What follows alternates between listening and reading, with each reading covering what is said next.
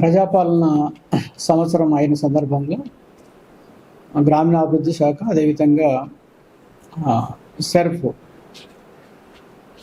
2 శాఖల ద్వారా తెలంగాణ సంబరాలు అనే కార్యక్రమం ఈ నెల 14 నుంచి డిసెంబర్ 9 వరకు చేపట్టడం జరుగుతూ ఉంది. ముఖ్యంగా ఇందులో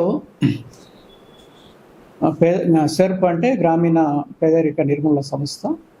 ఈ సంస్థలో భాగంగా 4-5 ఐటమ్స్ యాక్టివిటీస్ చేపట్టడం జరుగుతూ ఉంది. ఒకటి, గ్రామాల్లో ఇప్పటివరకు మహిళల సంఘాల్లో చేరినటువంటి మహిళలను గుర్తించి వారికి ఈ సంఘాలలోకి ఆహ్వానించడం. ఇప్పటికీ 11,268 మంది కొత్త సభ్యుల్ని ఐడెంటిఫై చేయడం జరిగింది. వారందరినీ కూడా కొత్త సంఘాల్లో అదేవిధంగా ఉన్నటువంటి సంఘాల్లో చేర్పించడం జరిగింది. వారందరినీ కూడా ఈ తెలంగాణ సంబరాలలో భాగంగా వారందరికీ బొట్టు పెట్టి సంఘాలకు ఆహ్వానించడం, అదేవిధంగా వారికి అకౌంట్ పాస్ పుస్తకాలు, బ్యాంక్ అకౌంట్ పాస్ పుస్తకాలు అందజేయడం, అదేవిధంగా సంఘాల్లో చేరితే ఎటువంటి అవకాశాలు ఉంటాయి అనే మీద శిక్షణ కార్యక్రమం కూడా చేయడం జరుగుతుంది. రెండోది ఏంటంటే లోన్ బీమా, ప్రమాద బీమా అనే 2 కొత్తగా ఈ ప్రభుత్వం వచ్చిన తర్వాత కొత్తగా ఇంట్రొడ్యూస్ చేసినటువంటి కార్యక్రమాలు. ఇవన్నీ కూడా ఈ సంవత్సరం 2024 సంవత్సరం మార్చి 14 తర్వాత ఎవరైతే న్యాచురల్గా చనిపోవడము, అదేవిధంగా ప్రమాదవశాత్తు చనిపోయిన వారికి ఇదంతా వర్తిస్తుంది. దీంట్లో న్యాచురల్గా చనిపోయిన వారికి 2 లక్షల వరకు లోన్ మాఫీ కావడం జరుగుతుంది.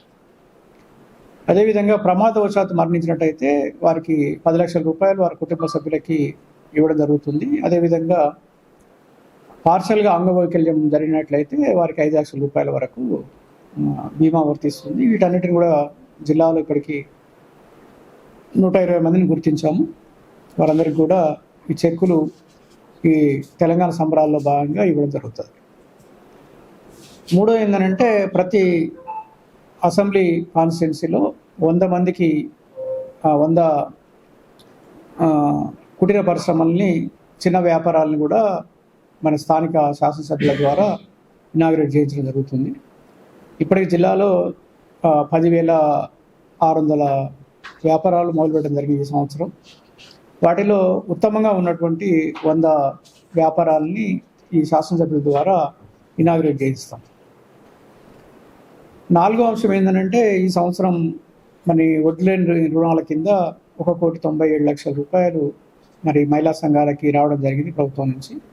వాటికి సంబంధించిన చెక్కులను కూడా ఈ శాసనసభ్యుల ద్వారా డిస్ట్రిబ్యూట్ చేస్తాము. మరి 4వ అంశము మరి బ్యాంక్ లింకేజ్ ద్వారా 896 కోట్ల రూపాయలని లోన్లలో ఇప్పించి వాటికి సంబంధించిన చెక్కులను కూడా మహిళా సంఘాల సభ్యులకి ఈ కార్యక్రమంలో భాగంగా డిస్ట్రిబ్యూట్ చేయడం జరుగుతుంది. ఇవే కాకుండా మరి మహిళా శక్తి కార్యక్రమం కింద వివిధ రకాల కార్యక్రమాలు ప్రభుత్వం మరి ఏర్పాటు చేయడం జరిగింది. అందులో పాడి పశువుల్ని డిస్ట్రిబ్యూట్ చేయడం, లోన్ల ద్వారా ఇప్పించడం, అదేవిధంగా పెరటికోళ్ళ పెంపకాన్ని ప్రోత్సహించడం, అదేవిధంగా పెరటికోళ్ళ పెంపకానికి సంబంధించినటువంటి కోడిపిల్లల కేంద్రాన్ని ఏర్పాటు చేయడం, మరి ఫిష్ అవుట్లెట్స్ని ఏర్పాటు చేయడం. దీనికి ఫిషరీస్ డిపార్ట్మెంట్ ద్వారా 50% సబ్సిడీ తోటి ఏర్పాటు చేస్తూ ఉన్నాం. అదేవిధంగా మిల్క్ పార్లర్స్ కూడా మిర్యాలగూడ మండలంలో ఏర్పాటు చేస్తూ ఉన్నాం. సో ఈ అన్ని కార్యక్రమాలు, ఇదే కాకుండా ఆర్టీసీ బస్సుల్ని కొనిపించి ఆర్టీసీకి అద్దెకు నడపడం, మరి సబ్స్టేషన్ల దగ్గర ల్యాండ్ అవైలబుల్ ఉన్నట్లయితే అక్కడ మరి సోలార్ విద్యుత్ కేంద్రాలను ఏర్పాటు చేయడం, ఇవన్నీ కూడా మహిళా శక్తి ఇందిరా మహిళా శక్తి కార్యక్రమం కింద ఏర్పాటు చేయడం జరుగుతూ ఉంది. అంతేకాకుండా మహిళలకి క్యాంటీన్లు కూడా ఏర్పాటు చేస్తూ ఉన్నాం. అందులో భాగంగా మన నల్గొండ కలెక్టరేట్లో ఈ మహిళా క్యాంటీన్ ఏర్పాటు చేస్తూ ఉన్నాం.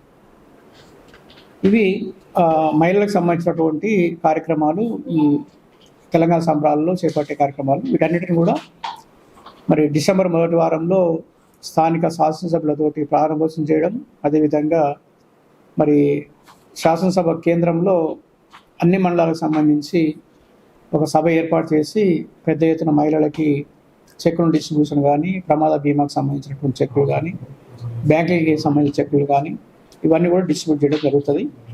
అదేవిధంగా జిల్లా కేంద్రంలో కూడా మరి ఫస్ట్ వారంలో మరి మంత్రి గారి కోరిక మేరకు ఆ మంత్రి గారికి సమయం ఇచ్చిన దాన్ని బట్టి పెద్ద ఎత్తున కార్యక్రమం జిల్లా స్థాయిలో కూడా ఏర్పాటు చేస్తాం. ఇది మహిళా సంఘాలకు సంబంధించినటువంటి కార్యక్రమాలు. రెండోది ముఖ్యంగా గ్రామీణాభివృద్ధికి సంబంధించి ఉపాధి